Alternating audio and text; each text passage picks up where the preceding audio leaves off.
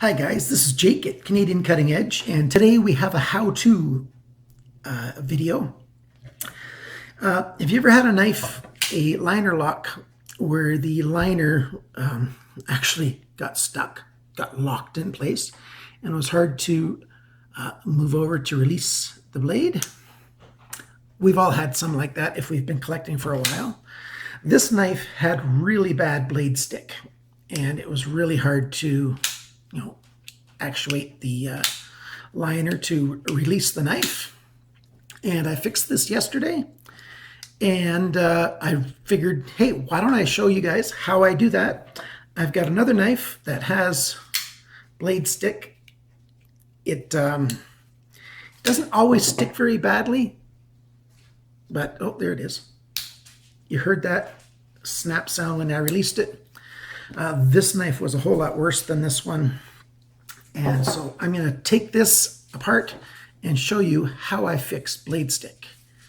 And it's not the brutal method of just bending the liner lock arm. That's not what you want to try first. So stick around. First thing you need to do is to take your knife apart. Well, I will probably edit a lot of this out, because you already know how to take a knife apart. You just undo all the screws. You probably don't need to do all the screws, but you know what I mean.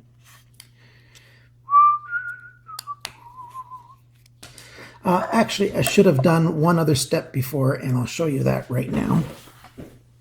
I usually don't forget this step. That is, protect yourself. Now, the reason or the place that a folding knife sticks, here's your blade. The liner lock, which is that arm that I'm moving right there, this arm right here, comes into contact with this surface, and then it locks in place, and it doesn't want to slide off. There's a washer. So what I found that works really well, 95% of the time at least, is all I need to do is take one of my stropping leather strops on a piece of wood, and I polish this locking face a little bit. And, I just, that piece of metal's higher than that, so I just have to hold it right there. And I just polish it for a while. Not too difficult. See how shiny that is now? The light's even reflecting off it. There's a little bit of grinding marks on there. If you really want to go to a lot of work, you could take the entire knife apart and polish the face of the liner as well. So you take your strop arm and you hold the knife against it like this, and that's how you polish it.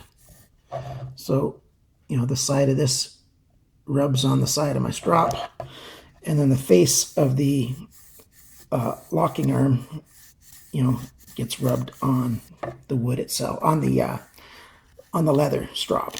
So, of course, you have to have a strop where your leather, if it's mounted to wood, goes right to the edge. And stropping both of those surfaces, you have to be a little careful that you don't just cut up your leather. So you have to be very careful with the angles, so you don't cut up your leather. But it's not that hard to strop, and it doesn't take an awful lot of passes before you've smoothed off that edge to make it, work really well for locking your liner. Just another hint while you're here, if you've got a brass washer, you can use really fine sandpaper, or you can polish up your washers like this as well. You just hold it with your finger and rub it around. And the other side.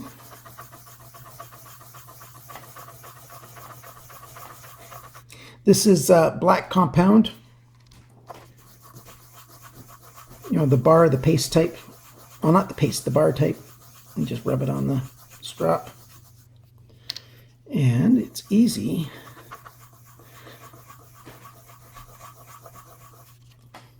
to polish up your washers. And you're going to get a little bit better action out of them then. Okay, so I've put the knife back together again, and it opens up just fine. Probably should have cleaned my fingers first, but there you go. Lockup is still solid. No play up and down, back and forth. And that's all that it takes. So there you go. A quick and easy fix for blade stick, especially if you own NLAN knives. NLAN, you do have to pay attention more to your quality control. Too many of your knives have blade stick. Since I live in Canada and I've ordered these through GearBest, it would cost way more to try to do a warranty claim or to try to get GearBest to send me a replacement and me sending the old one back. It's just a whole lot cheaper and easier just to do this. It's faster. I've got my knife back right away. I don't have to wait for any processing of a claim or anything like that. I found GearBest customer service to be quite good, but quite slow. They live in a culture that's different. They might ask some questions that we find weird. Like one of the things, if your package is a little bit late in arriving and you write to ask them what's going on with it, they're going to ask you, did anyone else in your family pick up the package? They're from a culture where they've, it's not uncommon to have multiple generations at one address, and, maybe somebody else picked it up. Or they'll ask you to go to the post office and ask if the package is, laying around somewhere. Well, their post office isn't as efficient as ours are in the rest of the world. And so they often have packages, I guess, just laying around that the recipient hasn't received yet because somebody at the post office just left it on a shelf somewhere. So they might ask you to do those kinds of things. Got to remember that their culture is different than ours, and so they might ask for things that we think is weird. I've found GearBest to give the best service of any Chinese vendor of knives, and it might be slow, but they get it done. So there you go. I won't be doing a review on this knife. This is the EL17. And that's because I don't particularly like this knife. It's not just the liner lock issue. It's not, I thought it would be a nicer knife than it is. It kind of looks funky, but I don't particularly like it. And so I don't like to do too many reviews on knives that I don't like. So there you go. So we got a 3-for-1. You get to see the NLAN EL17. Let's summarize what we did. We learned how to make a locking arm, liner lock or frame lock that sticks, how to make it free and work very well. And it allows the knife still to lock up rock solid.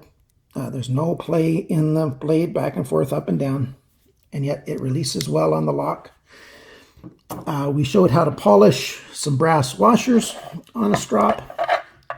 You can also do it on very fine sandpaper. I wouldn't do it on anything rougher than, say, 2000 grit wet dry paper, and I'd use the wet, I'd put water on it and polish it in very much the same way, back and forth, around in circles. And I showed you how to, well, that's it. So there you go, a little how-to video. I hope you enjoyed it. Remember, always put tape over the blade when you take it apart. And remember to cut towards your chum and not your thumb. Bye now.